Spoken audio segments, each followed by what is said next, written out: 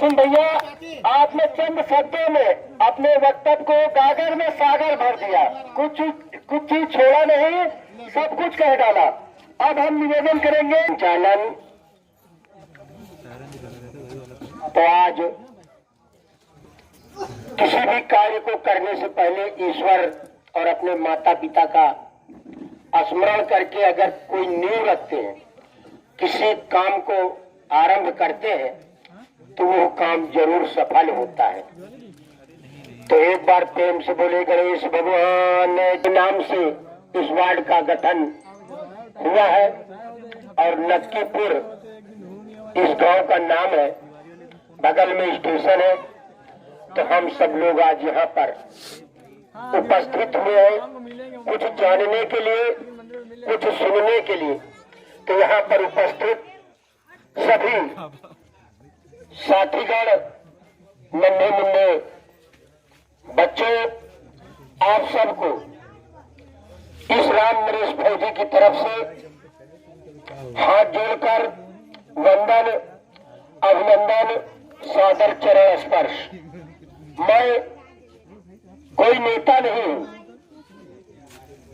मैं एक देश का सिपाही था। ये देखिए, कहते हैं जिसके पांव न फटी बिराई वो का जाने पीर पर आई। हमारे बीच में हमारे भाई वर्तमान फौजी हैं और शायद यही कहीं जा रहे थे और ये माइक की आवाज सुना कि कहीं यहाँ भीड़ इकट्ठी है, शायद हमारा नरेश फौजी है। तो भैया ने अपनी गाड़ी रोक करके आपके बीच में आए हैं, छुट्टी आए हैं और वर्तमान में आप फौजी हैं और एक संस्था चलाते हैं सभी नवयुवक के लिए। कोई जो भर्ती होती है, दौड़ाना, सिखाना, उछलना, कूदना, आपकी एक संस्था है, बड़ा सुंदर कार्य हो रहा है, उसमें मैं भी शामिल हूँ। तो आपको बारंबार प्रणाम है हमारे छोटे अनुज को। तो मैं बता रहा था कि मैं कोई नेता नहीं हूँ, मैं न सर साहब न नवाब साहब। हमारे बाप दादा हरवाही और पुरवाही करके पहले मोटे से पानी निकाला जाता रहा, एक आदमी छिटत रहा, एक आदमी हकत रहा और एक आदमी बेरावत रहा पानी। तब बर्रा, जुंदरी, जाओ ये सब होत रहा। तो मैं उसी बाप का बेटा हूँ और नीचे से ऊपर आया हूँ। माँ बाप के कर्मों का फल हमको मिला। अपने खुद वस्त्र नहीं पहने, हम लोगों को पढ़ाया लिखाया और नौकरी मिली। 25 साल देश की सेवा किया। उसके बाद आपका आशीर्वाद मिला। रिटायरमेंट के बाद इसी नगर पंचायत में आपका आशीर्वाद मिला और इस गरीब के बच्चे को, इस देश के सिपाही को आप लोगों ने एक बड़ी कुर्सी पर बिठा दिया। फौजी भैया! और हमारे सामने जब आपने कुर्सी पर बिठाया तो एक से एक दिग्गज मैदान में थे, जिनकी एक एक दिन की कमाई 1-1 लाख रुपया थी, तनख्वाह और चीज अलग। 3 मौर्या लड़े केवल फौजी को हराने के लिए और आज भी 3-4 मौर्या हो जाता है कि फौजी ना जीता है, उस देश का सेवक न जीते, आपका बेटा न जीते, बाकी चाहे जो चोर जीत जाए।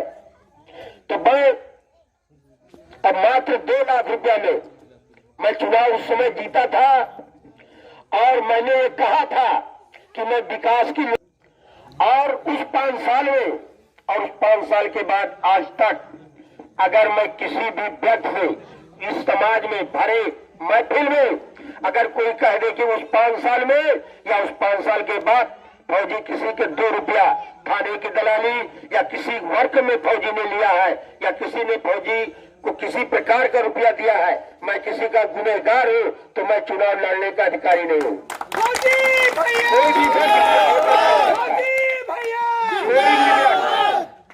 आल आदमी खड़ा होकर कह सकता है।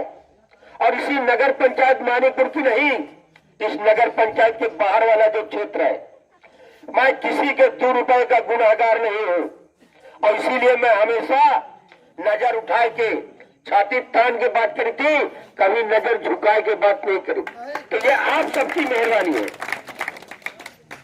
तो अब सबसे पहले काफी समय लगेगा क्योंकि मैं सुनाने के लिए आया हूँ और हमारी माताएं आई है, सूक्ष्म जलपान की व्यवस्था भी है, लेकिन आप हमारी बात केवल सुने, अच्छा लगे तो हमको वोट देना, अन्यथा हमको कतई वोट मत देना। अगर मैं सही हूं, अगर हम में कहीं दाग है तो कतई वोट।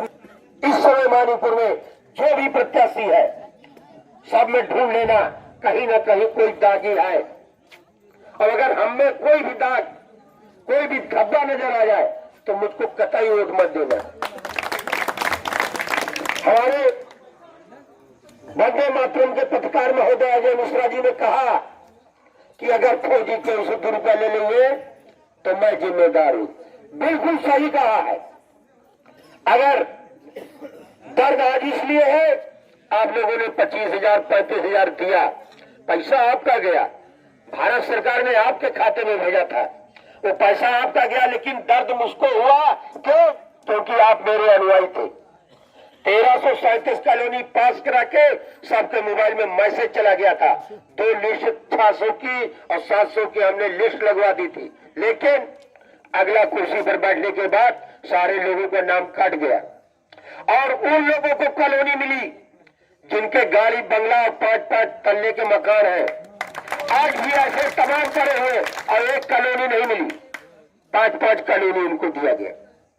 और ऐसे आज भी इसी वार्ड में लोग हैं, एक कॉलोनी देख के छुट्टी छुड़ा दिया। 300 कॉलोनी मेरी लाई हुई, जो बाहर से लाकर के आदमी को यही पैसा दिया, उनको दिया गया। अगर वही 300 कॉलोनी आप लोगों को मिल जाता तो शायद इस नगर पंचायत टाउन एरिया का कोई आदमी वंचित न रहता, सब लोग पा जाते। लेकिन वो तो नए साल रही, दीपावली तो पिछले साल रही, होली तो पिछले साल रही, और मैं तो सोन पपड़ी नहीं भींगा। अब चुनाव आएगा है तो आधा किलो लाई और 100-200 ग्राम पेड़ा लोग लाइन लगाए थे। अरे कहां से दिया? वही जो 35,000 25,000 आप लोग दिए थे, ठीक दिया प्रणाम, उसी में से दिया आप लोगों को। आप ही का पैसा, मियाँ का जूता मियाँ का से, अपने घर से नहीं दिया। आप ही के पानी छत से हमेशा नीचे गिरता है, नीचे से ऊपर नहीं जाता है। जो भी तकलीफ होगी, जो भी नुकसान होगा, जनता का होगा। राम नरेश भौजी चुनाव हार गए, पहले वैसे रहे, जब चेयरमैन रहे तब वो आपके बीच में ही आए थे और आज भी आए हैं, इसके बीच में भी आते रहे। हमारे सेहत पर क्या फर्क पड़ता है? क्योंकि फर्क तो आप लोगों पर पड़ता है, फर्क हमारी जनता पर पड़ता है। तो कहीं एक कोने में दुख होता है कि काश मैं होता तो आपका इतना रुपया बच जाता बस, और नहीं तो कमाने होता तो कॉलोनियां जो हम पास करा रहे उस समय ढेर लोग 5-5 हजार देते रहे। और हमने उनको कहा कि जब फ्री में मिलता है तो कहे पैसा, कहे भैया पैसा लेने पक्का हो जाएगी, पैसा ले लो तो पक्का हो जाएगा। हम कहे ये पक्का है, हमको पैसे की जरूरत नहीं है। भारत, और अगर मेहनत की कमाई दाल में नमक के बराबर एक दुकानदार भी कमाता है, एक बागवान भी कमाता है, सारे लोग कमाते हैं और जो आगे बढ़ते हैं और हमेशा विद्यमान रहते हैं। तो केवल आप लोगों को समझाना है। अब आप, मैंने 5 साल में जितना वर्क किया उसका एक अंश भी अगर कर दिया हो तब भी मैं चेयरमैनी लड़ने का अधिकारी नहीं हूं। 100 में से 2% काम कर दिया हो तब भी मैं चेयरमैन अध्यक्ष पद का चुनाव लड़ने का अधिकारी नहीं हूं। तो ये सब आपको सोचना है। दूसरे, ये चुनाव है, ये जितना बोल ले जाए उतना है, लेकिन ये फौजी आपका बेटा, आपका भाई कभी झूठ नहीं बोलता है, और जो मैं कहता हूं वही करता हूं।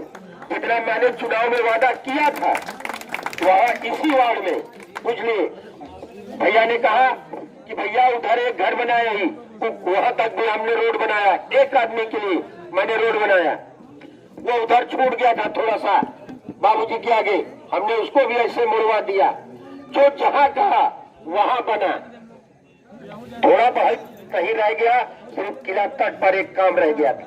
मैंने उन लोगों से हाथ जोड़कर माफी मांगी कि भैया 5 साल में मैंने 90% काम किया, केवल एक गांव में आप काम नहीं रहा, और उस गलती की मैं क्षमा मांगता हूं, लेकिन उन लोगों ने क्षमा नहीं किया और आज वो हमारे पीछे घूम रहे, क्योंकि इस 5 साल में भी नहीं करवा पाए और ना आप कभी करवा पाएंगे, क्योंकि वो काम ऐसा है कि कभी कर ही नहीं सकते।